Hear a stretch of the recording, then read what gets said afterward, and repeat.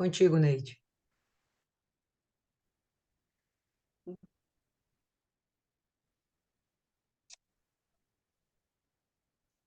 Boa noite, meninas. Hoje dar continuidade no capítulo 12 de Segunda Reis, mas antes vamos falar com Deus. Senhor Pai, Deus, neste momento, entramos na tua santa, magnífica e gloriosa presença, meu Pai. Fazemos isso, meu Senhor, porque queremos mais de Ti. Queremos aprender mais de Ti, Pai. Então, abençoa esta meditação, meu Senhor.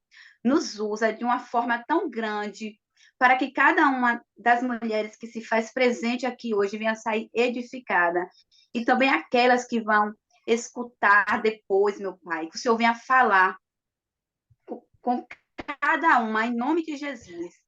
Meu Deus, é isso que eu te peço e agradeço. Em nome de Deus, que é Pai, Filho e Espírito Santo. Amém.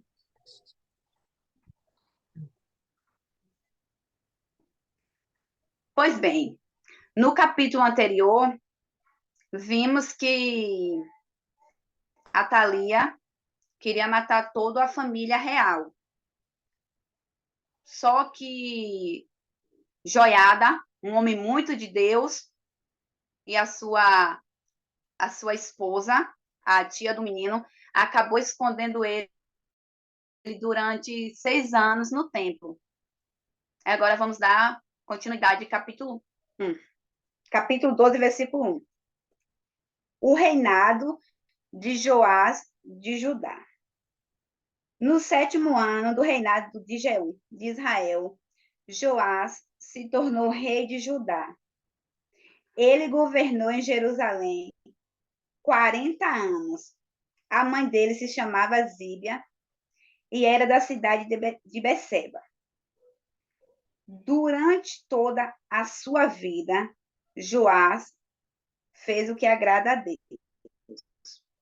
O Senhor, pois o sacerdote Joiada o aconselhava. Como já vimos, que Joiada era um homem cheio de fé e obediente ao Senhor, ele era o mentor de Joás. Então, ele orientava, e Joás seguiu a Deus, até o momento que Joiada foi morto, que vamos ver mais lá na frente. Vamos abrir em 2 Crônicas 24:2, porque vai explicar melhor para a gente.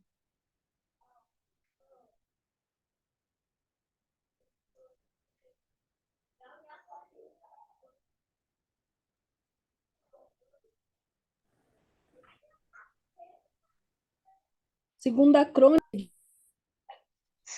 Crônicas 24:2.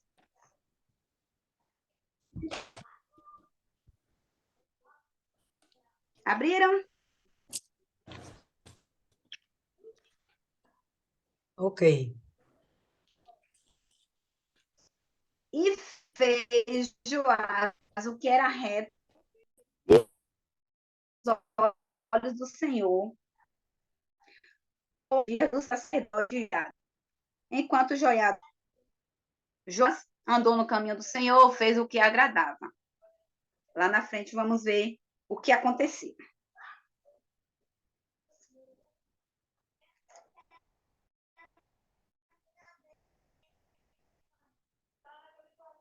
Vamos agora para o versículo 10.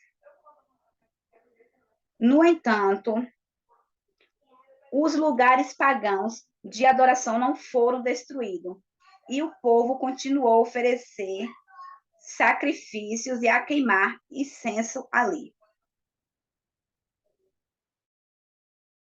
O povo ainda vinha com o costume de queimar incenso, trazendo para os dias atuais. Esses incensos pode ser o quê? Nossas vontades, os desejos. Nós temos apegos. Algo?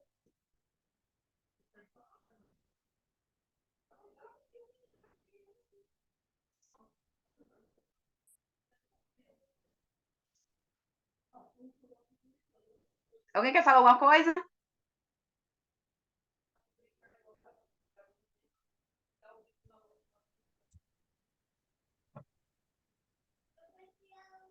Joás chamou os sacerdotes e mandou que eles juntassem todo o dinheiro recolhido no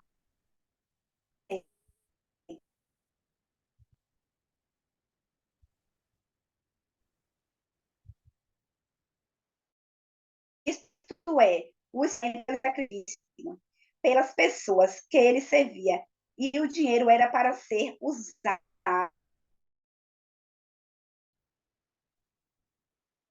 no conserto do templo.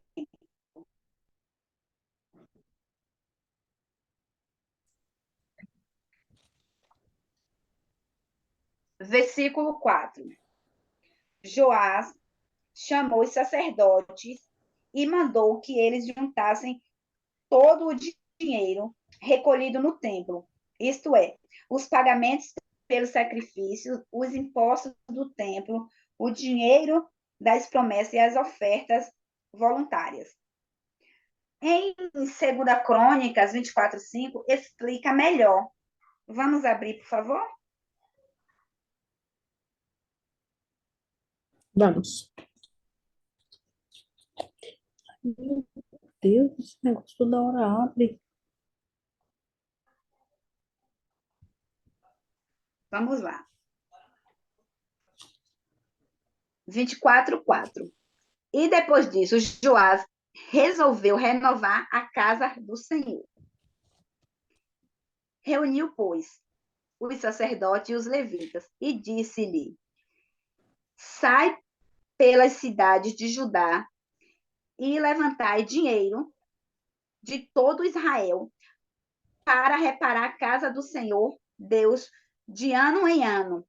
E vós apressai este negócio. Porém, os levitas não se apressaram. Joás teve boas intenções. Ele queria reconstruir o templo, queria reorganizar que a sua avó tinha destruído, mas, infelizmente, os levitas não teve tanto interesse quanto ele.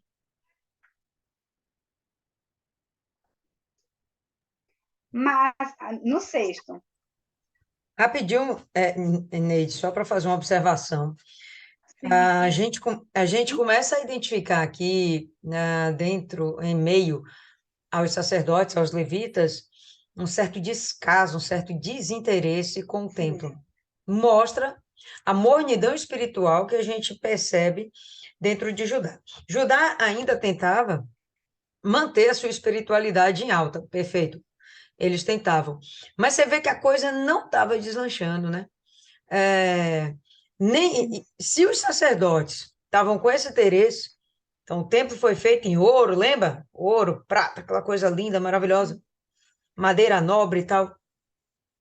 Mas passou-se o tempo, já tem tem quase 100 anos esse templo construído. E o que a gente vai observar é que, com o passar do tempo, algumas coisas precisam de reparo, precisa de ajuste, de reforma. E, sem sombra de dúvidas, Joiada foi quem incentivou Joás a ter essa disposição de restaurar o templo. Porque o texto faz questão de dizer, a todo momento, que Joiada é quem orientava Joás, Joiada é quem orientava Joás, Joiada aconselhava Joás. Então, provavelmente, foi o sumo sacerdote que tomou essa atitude, ó Joás. Vamos dar uma olhadinha aí com mais carinho para o templo, né? Vamos ver se a gente restaura, vamos botar para frente. A igreja está muito bagunçada, está feio, o banco está quebrado, o tempo está pigando, enfim. Esse era o objetivo. Vamos lembrar que, ou melhor, sinalizar que Joiada, ele era o sumo sacerdote do momento. Ele era o sumo sacerdote. Então, o sumo sacerdote está orientando o rei, vamos fazer a coisa. O rei vai e tem toda a disposição e faz como se fosse um decreto real. Vamos cuidar do templo. Mas sacerdotes, olha o nível em que estavam os sacerdotes. joiada, meu amigo. É uma, como é que a gente podia dizer? Tipo a última bolacha do pacote. Então ele ainda estava mantendo, estava tentando, estava buscando manter a vivacidade da espiritualidade de Israel, né? Ele estava buscando, mas nem os levitas estavam preocupados. O rei disse: vai em frente, anda rapidinho com isso aí. Passaram-se anos para eles tomarem atitude, né? Uma coisa assim que a gente percebe, se essa é a temperatura dos sacerdotes, imagina a temperatura do povo. Então, vamos lembrar que a única influência maligna que entrou nesse período de tempo dentro de Judá foi a presença da Atalia. E ela trouxe o culto a Baal para dentro de Israel. Sabe aquela história da laranja podre, né? E ela conseguiu, uma laranjinha, ela conseguiu contaminar realmente Israel de forma que Israel, em meio até aos seus sacerdotes, ficaram esmorecidos. Pode seguir aí, Neide. Pois bem. É no versículo 6. Mas no ano 23 do reinado de Joás, o sacerdote ainda não havia feito nenhum concerto. Por isso, Joás chamou Joiada e os outros sacerdotes e lhe perguntou: por que vocês não estão consertando o templo? De agora em diante, não fiquem com o dinheiro que receberem, mas entreguem para que os concertos possam ser feitos. Os sacerdotes concordaram com isso e também concordaram em não ficar encarregados de fazer os concertos do templo. No templo. Então, Joiada, mais uma ideia de Deus, né? Como ele era todo de Deus. Então, Joiada pegou uma caixa, fez uma abertura na tampa e pôs a caixa perto do altar, do lado direito, de quem entra no templo. Os sacerdotes que tomavam conta da entrada punha na caixa todo o dinheiro dado pelos adoradores.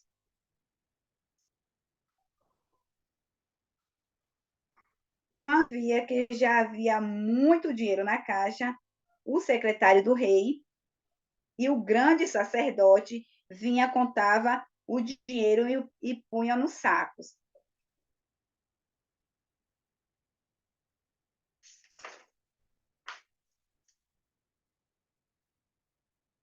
Depois de registrarem a quantia certa, eles entregavam o dinheiro aos homens que estavam encarregados do trabalho no templo, e este pegava os carpinteiros, os construtores, os pedreiros, os cortadores de pedras, também comprava a madeira e as pedras para os consertos e pagava todas as outras despesas necessárias.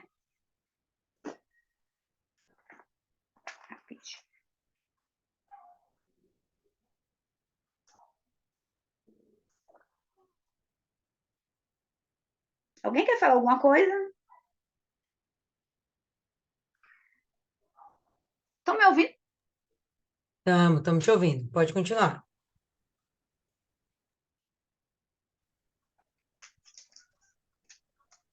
Todavia, do dinheiro que se trazia à casa do Senhor, não se fazia nem taças de prata, nem garfos, nem bacias, nem trombetas, nem vaso algum de ouro, ou vaso de prata para a casa do Senhor, porque o dava aos que fazia a obra e reparava com ele a casa do Senhor. Também não pedia conta aos homens em cujas mãos entregava aquele dinheiro para o dar aos que fazia a obra, porque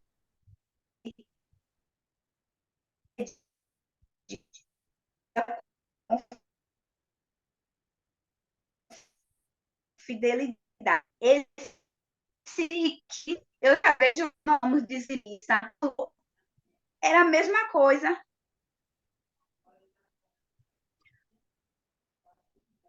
Volte aí um pouquinho, Neide, que cortou demais. O que que você Eu, falou a respeito do dízimo? pronto. Esse 15 também não pedia conta aos homens em cujas mãos entregava aquele dinheiro para o dar aos que fazia a obra, porque procedia com fidelidade. Eu vejo esse 15 como nós que somos dizimistas, os nossos pastores, nossos líderes, ele não pergunta quanto recebemos, o valor do nosso dízimo, porque é a nossa fidelidade, a gente com Deus. É a mesma coisa daqueles homens nessa reforma. Ou estou enganada? Só um pouquinho. O que acontece? Sim. Quando, quando Joás ele tem essa disposição de deixar a encargo dos sacerdotes o zelo com o templo, ele acreditou que eles seriam as pessoas mais entendidas para resolver a questão. Passaram-se 3 anos, eles viram que a coisa não, né? Joás viu que a coisa não deslanchou, não desenvolveu. Então ele faz o seguinte: vamos fazer o seguinte: a coleta não vai ficar mais com vocês, os dízimos, as ofertas, isso não vai ficar mais com vocês, não. Vocês vão me dar, que quem vai administrar agora sou eu. Tanto que os sacerdotes dizem: olha, tudo bem, estamos de acordo, a gente não fica com dinheiro, mas também a gente não vai fazer nenhuma, não vamos bater um prego, né? Não vamos pegar no martelo. Se vira. E aí foi o que aconteceu. Joás assume a responsabilidade e eles constituem as pessoas adequadas para desenvolver essa obra. Os carpinteiros, o pessoal que mexia lá com... Ah, gente, eu não faço ideia, né? Mas, enfim, na minha cabeça só vem carpinteiro. Mas a galera da obra civil aí. Eles vão lá e fazem a coisa. Então, o que acontece? O que Joiada fez? Fez uma caixinha de coleta, né? Você ia lá, tem as Sim. caixinhas de Natal.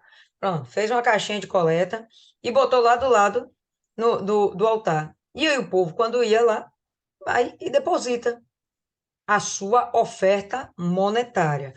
Essa, obviamente, pessoal, não é a oferta de boi, né, das pombinhas, a oferta de manjares, a oferta de libação, claro. Não tem como transformar isso aí em dinheiro. Mas a oferta de dinheiro mesmo, isso era coletado, contado e pagava-se eh, as pessoas envolvidas no trabalho, na obra. E o que o texto aqui fala é que eles não pediam contas do que estava sendo feito, porque esses trabalhadores trabalhavam com fidelidade, eles eram honestos. Ah, quanto de madeira você gastou? Não, você gastou tanto de madeira? Pronto, está aqui, está pago.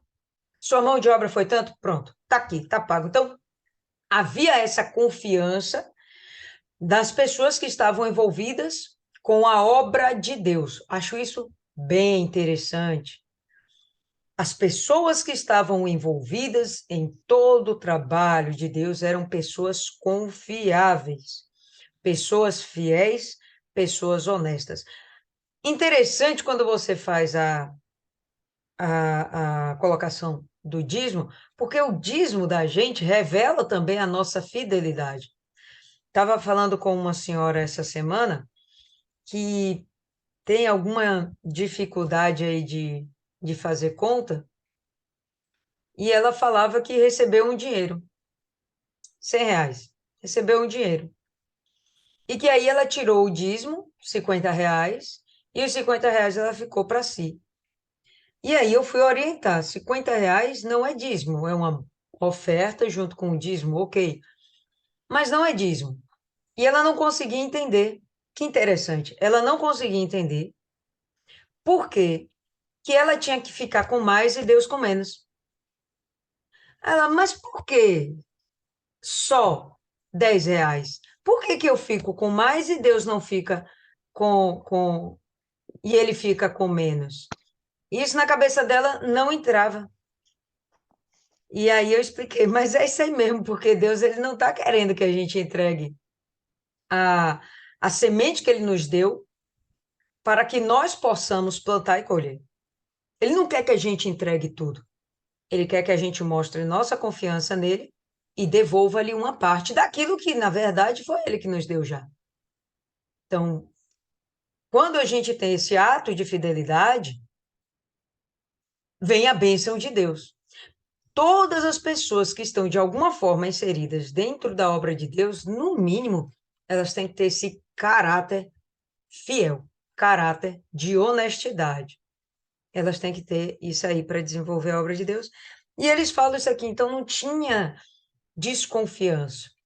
Aí a Neide fez a alusão aos nossos pastores. Quando devolvemos os dízimos e ofertas, a gente não sabe como é que isso funciona lá atrás do altar, né? A gente não sabe como isso é gerido, mas a gente também não se preocupa, a gente confia que as pessoas que estão do lado de lá, de trás do altar, elas sabem a melhor coisa que fazer com essas rendas, né? Vai sustentar pastor, vai pagar aluguel de igreja, e enfim, seja lá o que for. A gente tem paz, porque a gente confia que essas pessoas são íntegras. De vez em quando a gente ouve, né, que teve um pastor que roubou um bispo, que foi ladrão. Coisas assim acontecem. Tem gente ruim em tudo que é canto.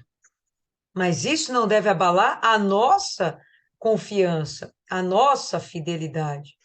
A gente não deve pautar a nossa conduta, o nosso caráter, de acordo com a conduta e com o caráter do outro. Isso, isso é uma coisa, inclusive, muito perigosa. A pessoa não sorriu para mim, eu não vou sorrir para ela. Um exemplo. A pessoa não me tratou bem, não vou tratar bem ela. É muito comum a gente querer ter esse tipo de proceder, de devolver aquilo que a gente recebeu.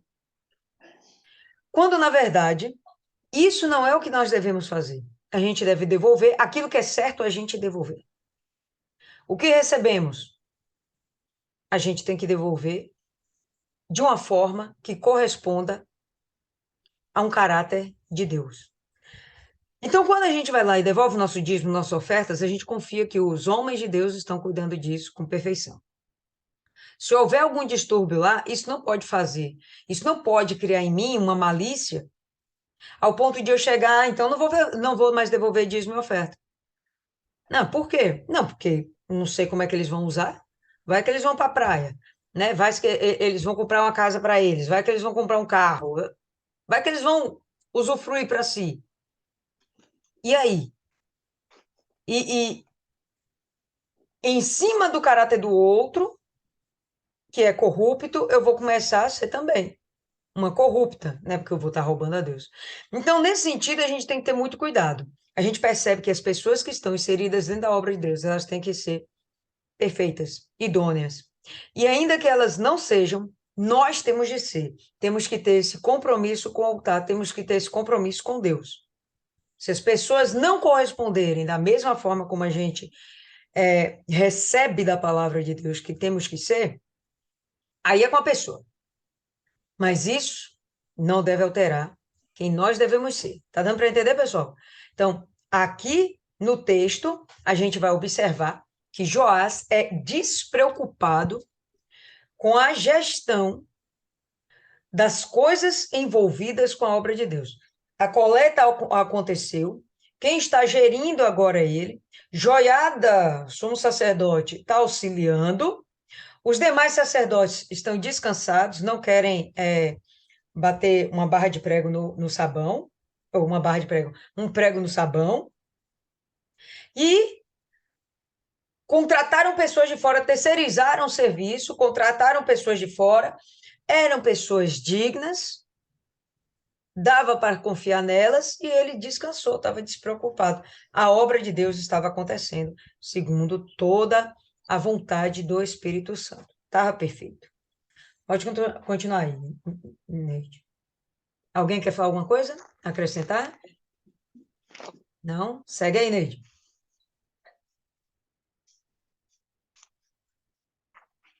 Versículo, ah, tá. Versículo 17. Então subiu Azael, rei da Síria, e pelejou contra Gate e a tomou. Depois Azael resolveu marchar contra Jerusalém. Porém, Joás, rei de Judá, tomou todas as coisas santas que Jeosafá, Jorão e Acasias, seus pais, rei de Judá, consagraram, como também todo o ouro que se achou nos tesouros da casa do Senhor e na casa do rei, e mandou a Azael, rei da Síria. E então se desviou de Jerusalém. Aqui, Joás, bem que fez uma aliança com, com Azael, dando as coisas sagradas para bem que se livrar daquela situação, daquele problema. Mas foi já o início, não digamos bem o início, que ele já vinha começado já a relaxar de toda ruína do reino dele. Ora, o mais dos atos de Joás e tudo quanto fez, porventura não está escrito no livro de crônica dos reis de Judá? E levantaram-se seus servos e, e conspiraram contra ele, ferindo-o na casa de Milo, no caminho que desce para Sila. Joás ficou de uma forma tão rebelde que Deus, mesmo com sua misericórdia, levantou profetas para alertar o filho de Joiada, que mais lá na frente, creio que nos outros capítulos vai estar falando, para assassinar o filho de Joiada, sendo que só queria só alertar ele.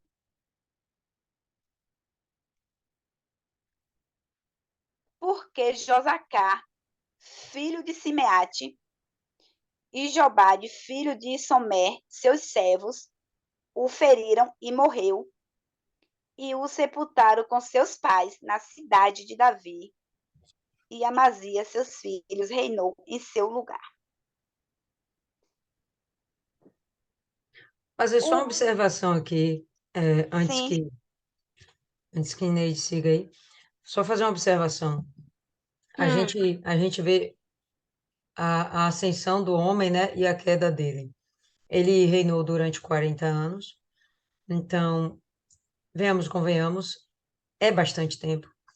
Ele começou novinho, então é um cara aqui de 47 anos que está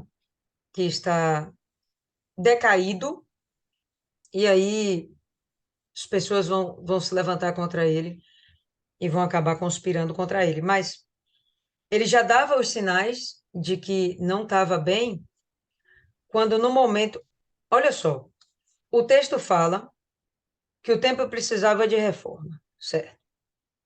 Aí o texto fala que ele deixou isso nas mãos dos sacerdotes, ok, sacerdotes não fizeram nada.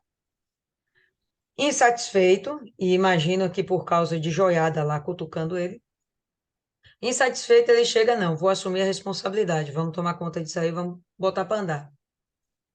Aí o texto chega e fala que em termos de madeira e pedras lavradas, ok. Mas ele chega e comenta aqui, o dinheiro que era trazido no verso 13, o dinheiro que era trazido à casa do Senhor, não se faziam nem taças de prata, nem apagadores, nem bacias, nem trombetas, nem qualquer vaso de ouro ou de prata para a casa do Senhor. Na sua versão está um pouquinho diferente, mas enfim, artigos de utensílios não se fazia mais de prata nem de ouro. Então, vamos considerar que a reforma foi bem basicona. Não teve um esmero. No momento que o texto fala, se fosse interessante, só a madeira e as pedras lavradas, o texto não ia pontuar que não foram feitos vasos de honra para dentro da casa do Senhor. O texto não pontuaria. Então, se o texto pontuou, é porque era algo importante que deveria ter sido feito, onde Joás pecou, na cobrança de que isso também fosse revitalizado. Então, é possível que, com o uso, alguma dessas peças se quebraram, perderam o seu brilho, não houve renovo, não pensou, o vaso era quadrado, vamos fazer agora um cilíndrico. Um exemplo, né? Não teve nenhum desejo de trazer algo novo para dentro do templo. Davi, ele tinha o desejo sempre de fazer algo novo para Deus. Ele queria fazer o melhor. Ele sempre quis fazer o melhor. A ideia do templo foi de Davi. A estrutura do templo, quem deu foi Deus. Mas a ideia de querer fazer algo novo foi de Davi. A gente percebe aqui em Joás que ele não quer fazer algo novo, ele quer restaurar o que já existe, cuidar do que já existe. E da mesma forma como na restauração do templo, ele fez a coisa bem superficial, a gente vai perceber que ele fez a mesma coisa com toda Israel, quando ele não retira os altos onde se sacrificava, que não era necessariamente só altos de Baal, viu, pessoal? Lembra que esses altos aqui, eles são resistentes dentro de Judá. Esses são altos que foram construídos, altares, foram construídos por Israel, amando de Deus, quando não existia um tabernáculo e um templo dentro de Canaã. Quando houve a construção do templo, não era mais para ver sacrifícios em outros lugares, a não ser no templo de Salomão. Tinha lá o, o altar de bronze, muito grande, inclusive, majestoso. Tinha um altar de incenso dentro do templo, a Arca da Aliança estava guardada lá dentro. Existia toda uma estrutura. Não era mais para que os sacrifícios fossem feitos fora de Jerusalém, fora do templo. Aquele foi o local escolhido por Deus para substituir todos os outros. Só que, por cultura, os outros permaneceram também. E não houve rei que os tirasse. A gente vai ver Asa tentando fazer uma reforma religiosa, a gente está vendo Joás aqui tentando fazer uma reforma religiosa, e esses autos continuam. Por quê? Porque fazia parte da cultura. Aquele negócio já estava entranhado no imaginário popular, né? Tirar aquilo realmente era muito complicado. Então, ele também não faz isso. A reforma que ele faz não é por completo, destrói os altares de Baal, mas ficam os altares que eram a Deus, mas que já era para terem sido cancelados. Já era para eles terem sido bloqueados. Tá certo? Então, a gente vai ver aqui que dentro dessa superficialidade de Joás, ele começa aquecido, e ele vai chegar num pico, e depois ele começa a relaxar. E, mais uma vez, vou pontuar, isso por causa da mornidão espiritual dentro daqueles, no meio daqueles que deveriam ser os que propagavam a espiritualidade, os que propagavam, que desenvolviam a adoração a Deus. Então, todo o resto vai acabar ficando igual, tá? Fala aí, Maiana. Eu estava pensando a respeito desses autos, porque que ninguém nunca conseguiu tirar. E eu não sei se vocês vão concordar, mas eu cheguei à conclusão que o próprio Deus, por uma questão que, digamos assim, meio que diplomata, não, democrática, né? Ele quer ser adorado, ele deve ser adorado. Só que tem que partir do homem a escolha, a decisão de adorar ele ou não. Então, eu fico pensando que o motivo foi esse, porque tinha que partir do povo não querer mais adorar outros deuses, não só porque entrou uma pessoa e impôs aquilo. Eu estava tendo uma discussão não. Meu pai esses dias estava me enchendo a paciência por causa disso, né? Por causa de umas pessoas aí que estavam numa religião que ele não aprova, como se ele tivesse certo também. Idólatra do alto da cabeça até a planta dos pés por enquanto. Ele é de Deus e não sabe. Aí eu falei, pai, mas se Deus permite que a pessoa tenha o direito de escolher o Deus a quem quer servir, sou eu que vou lá dizer para a pessoa que não, ela tem que servir a Deus? E vou chegar lá e dizer para ela, não, você tem que ser católica, você tem que ir para a missa, você tem que acender vela para santo? Não sou eu, porque Deus, ele quer a sinceridade, ele quer que a gente busque ele, mas que busque com sinceridade. Embora todo mundo aqui que chegou para Deus, a maioria chegou pela dor, mas se for pelo amor também vai ser bom. E mesmo que chegue pela dor, não foi um momento de desespero, você decidiu seguir a vida com ele. Então, eu fiquei imaginando que o motivo desses autos permanecer era isso. É como Deus falou lá em Deuteronômio. Eis que hoje coloco diante de vós a vida e a morte, o bem e o mal, escolhe, pois, a vida para que viveis. Então, estava ali. Era uma opção? Era uma opção. Mas se Deus anulasse todos os direitos da pessoa de buscar outro deuses ou crer em quem eles quisessem, não haveria mais o livre-arbítrio, porque o livre-arbítrio não é isso, o nosso direito de escolha. Eu acho que Deus permite para isso, para que o ser humano faça o uso desse livre-arbítrio e escolha a vida, que é buscar ele e seguir a vontade dele. Eu não sei se vocês concordam, mas a conclusão que eu cheguei pensando sobre isso, porque estava martelando, foi essa.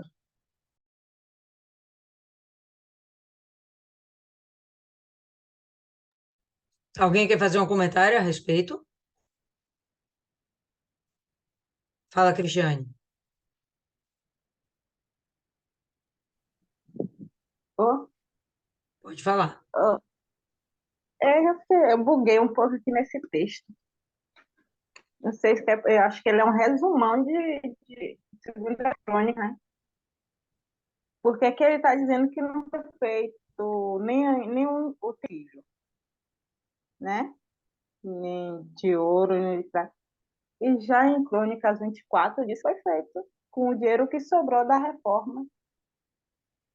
Então, e depois que acabaram, trouxeram ao rei e a joiados o resto do dinheiro e dele fizeram utensílios para a casa do Senhor, objetos para ministrar e oferecer, colheres, vasos de ouro e de prata, e continuamente sacrificaram holocausto na casa do Senhor todos os dias de joiada.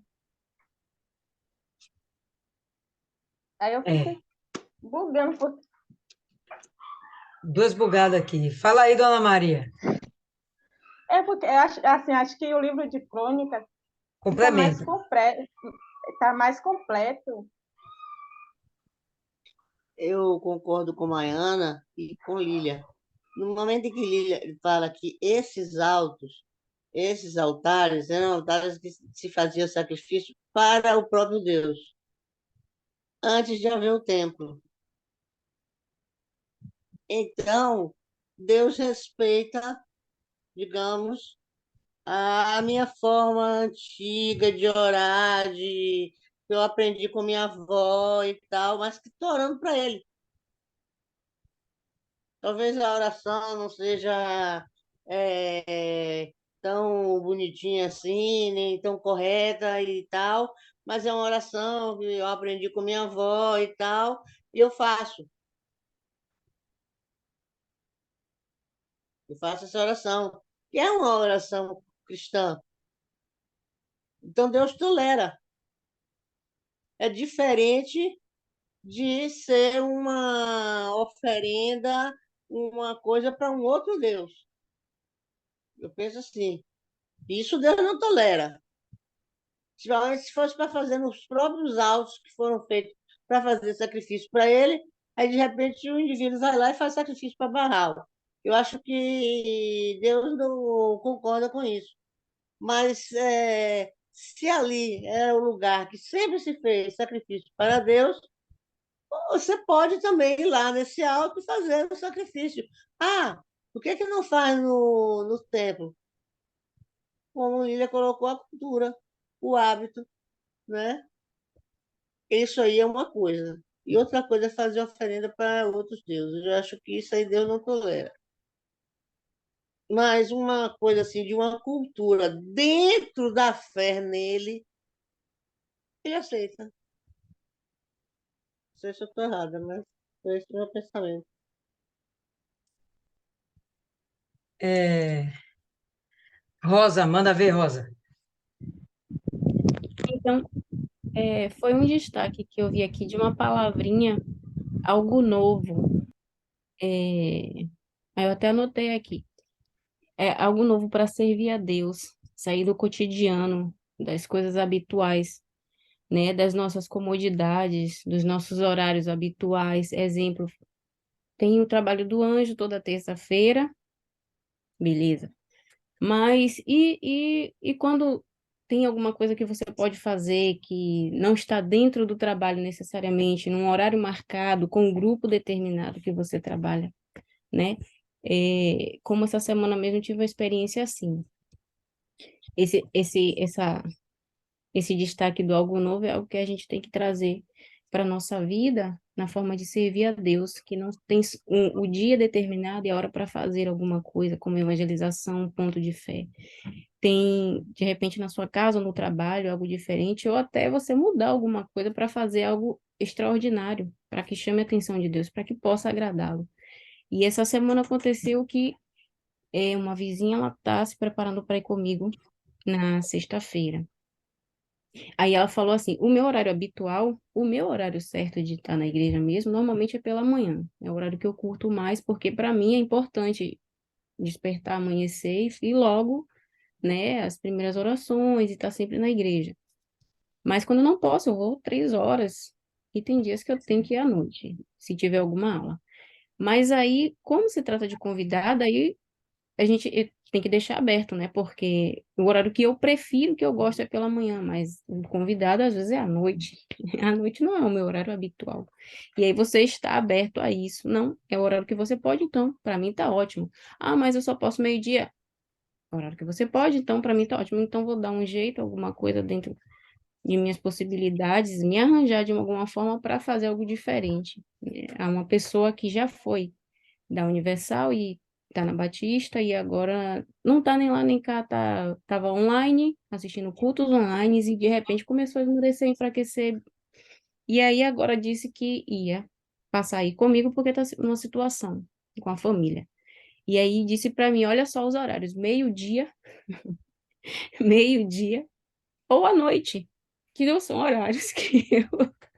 Mas tudo bem, é um esforço, eu vou amar fazer isso, né? E vai ser algo diferente, vai ser um renovo para mim também. Já meio-dia, há muito tempo eu não vou na igreja meio-dia.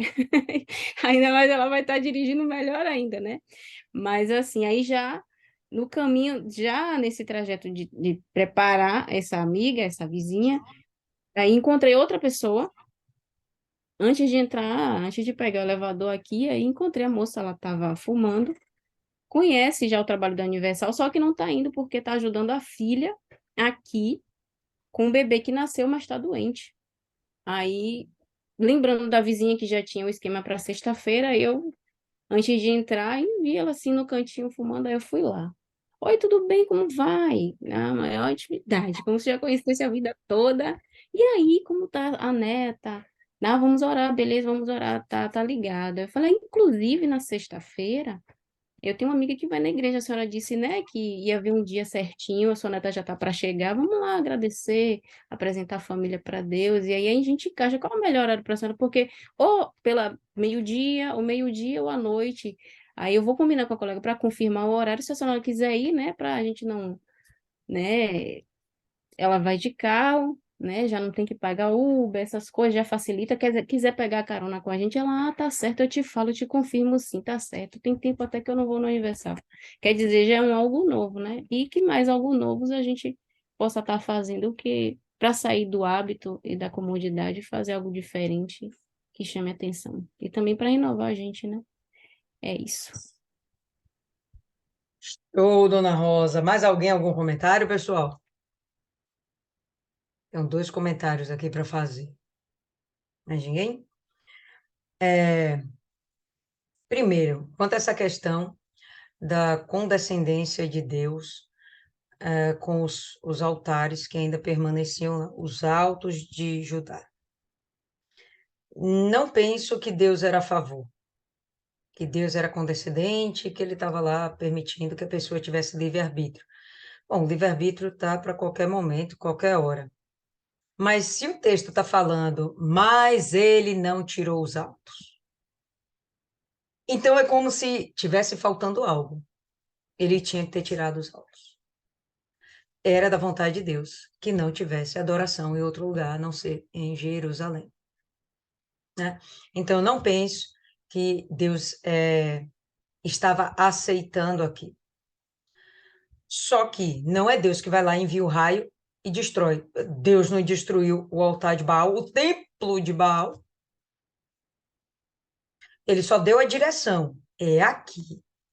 Quando Salomão vai lá, faz aquela adoração toda, aquela oração na inauguração do templo, é aqui que Israel vai adorar o Senhor. Pronto, a direção já foi dada. Se eles continuam fazendo de outra forma, estão em rebeldia. Não é porque Deus aceita. É porque eles querem fazer.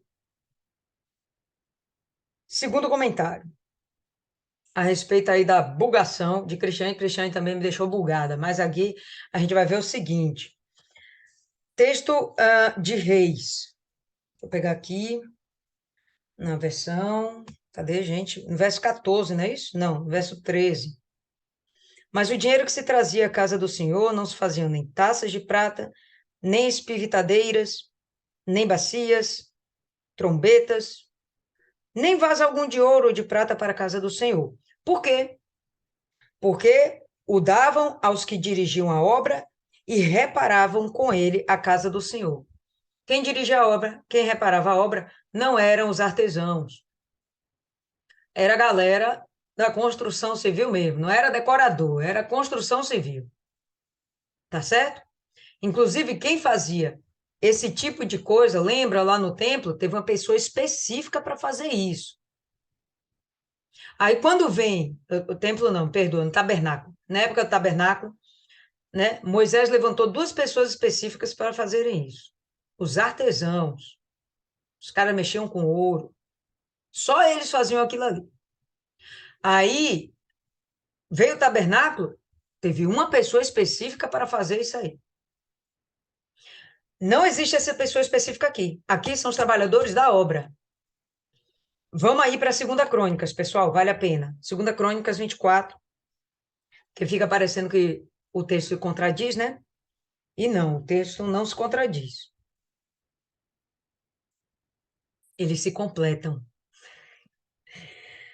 Enquanto o autor da 2 Reis não pontuou os vasos, né, os utensílios de ouro e prata, a gente já vai ver o de 2 Crônicas sendo mais específico, sendo mais detalhista.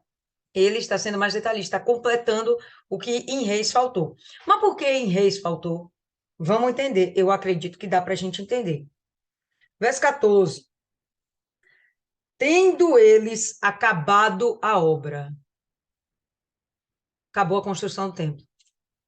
A restauração do templo. Em Reis, foi até a restauração do templo. Não comenta o que acontece depois da restauração do templo. Então, por isso eu estou falando, os textos se complementam. Mas a gente vai ver, ó. Tendo eles acabado a obra, trouxeram ao rei e à joiada o resto do dinheiro. Então, não foi o foco principal o renovo. Foi tapar buraco mesmo.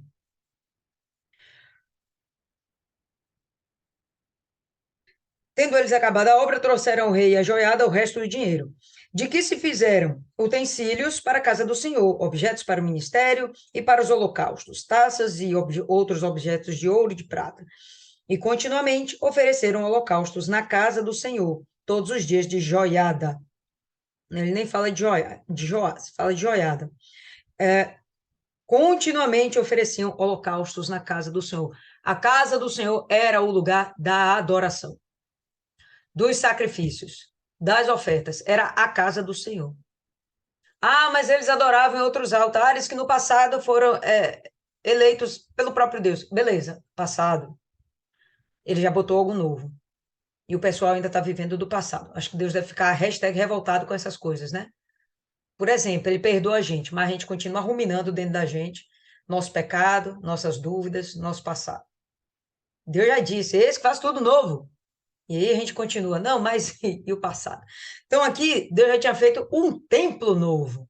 Templo, quem deu a descrição do templo foi Deus. Davi recebeu, passou para Salomão, foi Deus quem disse como era que ele tinha que ser. Ele deu o renovão. Renovo. Tá? Então, o que o texto quer dizer aqui em Crônicas é que quando chegou no final de tudo, sobrou uma grana, sobrou alguma coisinha. A galera era honesta, digna, devolveu. Fizeram a parte que lhes cabia, eles não eram ourives. Fizeram a parte que lhes cabia. Toma aqui o dinheiro, ó, Joás, Joiada. Finalizamos. Ah, finalizou? Ah, então pronto, agora vamos fazer algo novo. Mas do jeito que fala, o resto do dinheiro, não fica parecendo que foi algo tão esplendoroso. Foi o resto do dinheiro. E não houve o desejo real de fazer algo novo. Eu acho isso bem legal, velho. O exemplo que a Rosa trouxe para a gente é bem legal. Sair do cotidiano, sair do habitual e fazer algo novo. Esse novo que aconteceu, calhou para ela, ela já está conseguindo produzir, provavelmente ela já vai produzir um fruto a mais para o reino de Deus. O novo sempre vai trazer coisas novas. Vale muito a pena a gente pensar dessa forma. Voltando para Reis, então, o autor aqui, ele percebe que o foco não foi fazer o algo novo. Por isso ele não comenta. O outro lá, ele detalha mais, mas ele deixa claro. Foi no final de tudo e foi o resto do dinheiro. Quanto sobrou? Pode ter sido muito dinheiro? Não sei. Mas o que fala é que foi o resto. Não transmite para a gente que foi algo tão exponencial, né? Foi tão... algo que realmente fosse para ostentar alguma coisa legal para Deus, né? Para apresentar algo muito maior para Deus. Aí, beleza. Quando ele vai, termina de fazer o que tem que fazer, pega o restinho do dinheiro, segundo o Crônicas fala, pega o resto de dinheiro, faz uns utensílios lá de prata e de ouro, pá. Acontece uma aflição, Azael, rei da Síria, vai, investe contra Judá. Na verdade, ele investiu lá contra Gate. Gate era uma das cidades que Judá ficava lá. Davi tinha conquistado dos filisteus, e Judá agora ficava lá, vez por outra, disputando aquela cidade. Pois bem, a Síria veio lá do Raquel-Parta, atravessou todo Israel, conseguiu chegar em Gate e tomou posse daquela cidade. E aí ele pensou, opa, agora vamos para Jerusalém, tá fácil. Ele tomar a capital de Judá, ele tomou Judá inteira. Jerusalém era o centro de tudo dentro de Judá, inclusive o centro espiritual. Se o centro espiritual cai, qual o problema de Israel? Não tinha um centro espiritual. Né? Não tinha uma dedicação espiritual adequada a Deus. Então, pronto. Isso acontece dentro de Judá, Judá tem. Por isso que Judá, mesmo sendo menorzinho, ainda lá se estabelece, permanece, né? Tem que... Existe esse entendimento que enquanto eles buscam a Deus, eles estão sendo preservados, guardados. Bom, chega Azael e fala, vou invadir Jerusalém. Se ele invadir Jerusalém, a primeira coisa que ele faria era profanar o templo. Por quê? Porque isso é a identidade de uma nação. O que unia aquele povo? A crença no mesmo Deus. A crença no mesmo Deus. Eram tribos diferentes. Estava lá misturado benjamitas, judeus, os próprios levitas, sem falar da galera de Israel, das outras tribos de Israel que decidiram não ficar em Israel para adorar a Deus, dedicar uma adoração pura a Deus, vieram para Judá, para subir a Jerusalém. O povo de Israel não deixava eles virem para Jerusalém. Então, a gente vai perceber que Jerusalém era estratégico. O culto a Deus era preponderante para a subsistência, para a existência de Judá. Joás tem uma ideia ridícula, digna de uma pessoa fraca. Provavelmente Judá não tinha grandes riquezas, não tinha, estava sempre em conflito, em guerra ali e aqui, e acaba cedendo ao medo e vai procurar fazer uma aliança com Azael. Completamente equivocado, não era para ele ter feito isso, não era. Ainda que Azael tivesse sido ungido rei da Síria por um profeta de Deus, não era o desejo de Deus que Israel ou que Judá fizessem aliança com outros povos, com outras nações. Nunca foi. E aí, em vez de ele fazer aliança, vendendo, sei lá o quê, o gado dele, alguma outra coisa, não. Ele pega os utensílios do templo. Aí, meu irmão, mostrou a decadência espiritual dele. Se o cara, quando ele foi criado lá dentro do templo, né, ele começa a ter um destaque, uma elevação, chega a ser consagrado rei, ungido rei, com 7 anos de idade. Pô, Deus colocou ele em alta conta, né? Deu uma autoridade que ele nem tinha capacidade de gerir nessa época. Mas mantém por lá o homem por trás do homem, Joiada, o sumo sacerdote.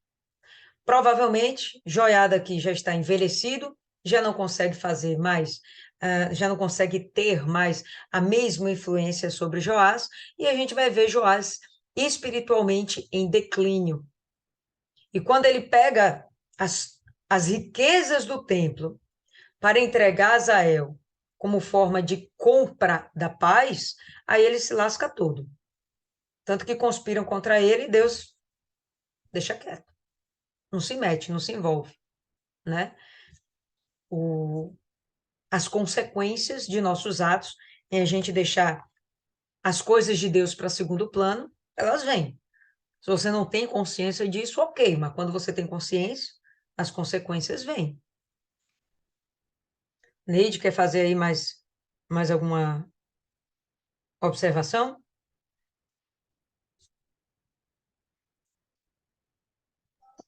Só um minutinho.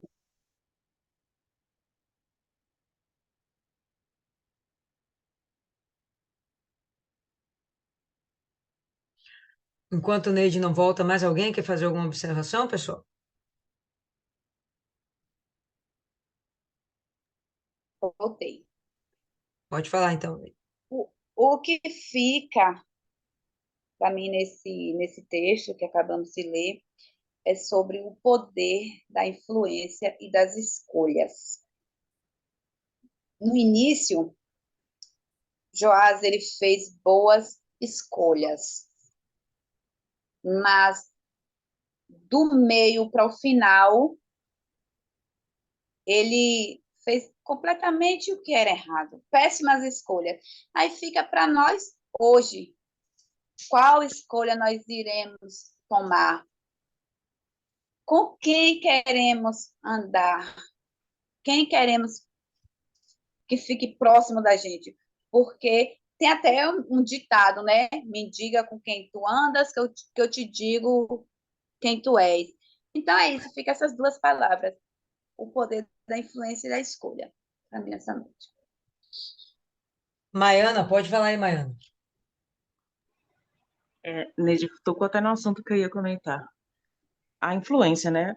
Hoje, no ponto de oração, chegou uma senhora que uns 6 meses atrás, mais ou menos, eu atendi ela lá. Ela mora lá em Pirajá. E, e ela é assim, meio. Não é que seja ignorante, mas quando o pessoal vê ela falando, ela é estressadinha. É aquela pessoa estressadinha. Aí ela hoje, ela passou lá de novo, aí a gente conversando, ela falou dos parentes dela, que fica chamando para ela ir para culto, que não sei o quê, que não sei o quê, que Deus é um só, que ela tem a religião dela, que eu também não fiz questão de perguntar qual era, para evitar problema. Aí a gente ficou conversando, eu falei para ela disso, né? Porque o desejo de Deus é alcançar todo mundo. E ela disse que vem de uma família que o pessoal é cristão, ela disse crente, né? Mas que ela tinha a religião dela e que Deus era um só. Eu falei, realmente, a senhora está certa, Deus é um só. Agora, como a gente vai usar essa fé nele, é com cada um. E ela dizendo que estava com pressa e meio que não queria parar para ouvir. Aí eu falei para ela bem assim, mas e a senhora já pensou que essa insistência dele pode ser Deus que quer falar com a senhora, que está te chamando para essa oração, que talvez quer dar alguma coisa para a senhora lá, que a senhora não consegue entender? Aí ela calou a boca. Eu falei, vixe, a mulher calou a boca, vai me xingar todinho. Aí ela falou, não, mas ponto online. Eu falei, sabe, senhora, às vezes Deus usa a gente. Às vezes não, Deus usa a gente. Ele usou o tio desse menino para orientar ele quando livrou da morte, e usa a gente para ir até aquelas pessoas, porque o próprio Senhor Jesus fala, né, que ninguém vem a ele se Deus não enviou. Então eu creio que em cada trabalho Deus já separou as pessoas que enviam. Só que a forma como eu vou chegar nessa pessoa tem muito de mim também, porque Deus disse, vai lá e prega. Só que a forma como eu vou pregar sou eu que escolho. Talvez essas pessoas estejam querendo enfiar Jesus goela abaixo na senhora. E não é assim. É um convite, a senhora aceita se a senhora quiser ou não. Eu estou aqui, estou convidando a senhora para estar amanhã, na Noite da Alma, vai ser voltado para isso. A senhora vai ver, vai ser uma reunião voltada para a sua alma. Aquele vazio que a gente tem, aquela tristeza que às vezes a pessoa sente do nada, que é um lugar que só Deus pode preencher. Mas não é do jeito que eu quero, não é por força, não é por violência, nem por imposição. É pelo agir do Espírito Santo. Aí ela ficou parada, a mulher ficou calada um tempo. Eu falei, meu Deus do céu, só não deixa ela bater na minha cara. Mas no resto aí ela pode fazer o que quiser. Aí eu falei, mas se a senhora tiver um tempo amanhã, a senhora sai cedo, como a senhora mora lá e trabalha aqui, vai lá, vai fazer bem. A mulher simplesmente disse que se conseguisse ia dar. Eu falei, poxa, uma mulher que da outra vez disse que não ia para a igreja nenhuma, que já tinha a religião dela, aceitou? É tudo uma questão de como você se coloca. Às vezes a gente tem que escolher palavras para falar com a pessoa. É o jeito, é dar prioridade para Deus. Porque esse cara aí, ele entregou a intimidade dele com Deus. E muitas vezes a gente faz isso, a gente troca a nossa intimidade com Deus, as coisas que a gente conquistou espiritualmente falando, para agradar um homem por uma coisa que a gente quer no momento, e esquece que a nossa comunhão com Deus é a longo prazo. A salvação está aí para todo mundo. A vida aqui na Terra é passageira, mas depois daqui é eterna. E muitas vezes a gente não percebe que a gente troca Deus quando deixa de ir para uma reunião. E não é nem por questão de trabalho, porque sempre vai ter alguma coisa que, infelizmente, a gente não vai poder no dia. Mas tem vezes que a pessoa deixa de ir buscar Deus porque não quer. A pessoa troca o momento de estar ali buscando a Deus para estar fazendo outras coisas mundanas, para estar agradando pessoas, para estar agradando marido, filho, parente. É importante a gente priorizar nossa família, priorizar algumas coisas, mas Deus, ele tem que ser a razão de tudo. E quando você consegue colocar isso na cabeça da pessoa, a pessoa já começa a pensar por si só. É o poder de influência que Neide está falando aí, é você saber como chegar em alguém e o que você falar. Muitas vezes você está até querendo estar falando a coisa certa, só que de um jeito que não vai entrar na cabeça do outro. Não é que foi falta de preparo, foi falta da outra pessoa que não estava aberta, porque se chegou lá foi Deus que mandou. É, é,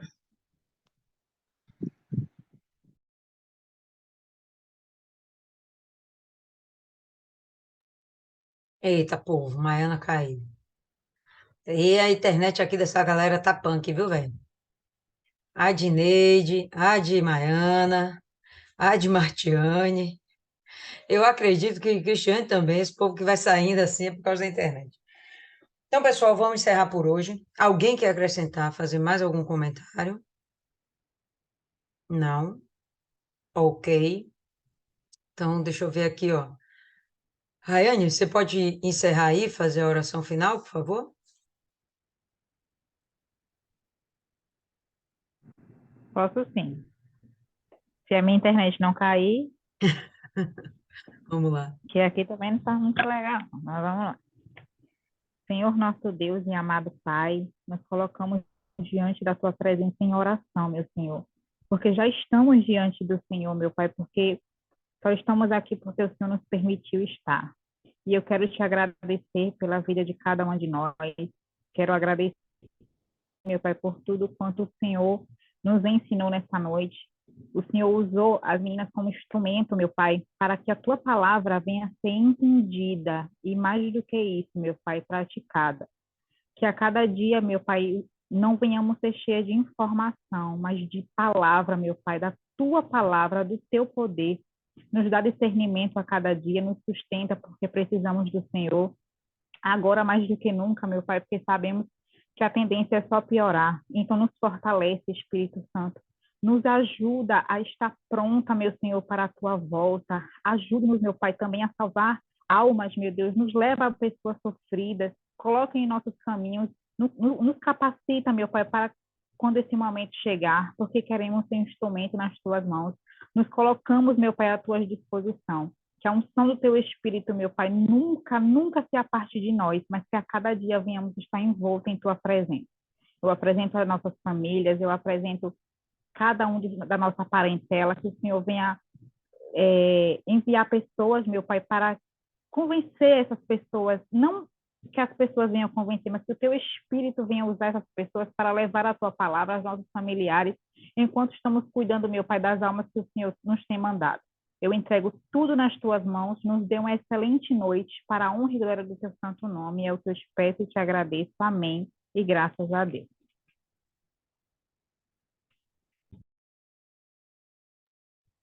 Amém, pessoal. Então, por hoje a gente fica aqui. Quinta-feira tem mais.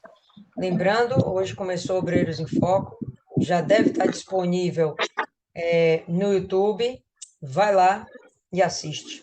Confere aí, tá certo? Deus abençoe.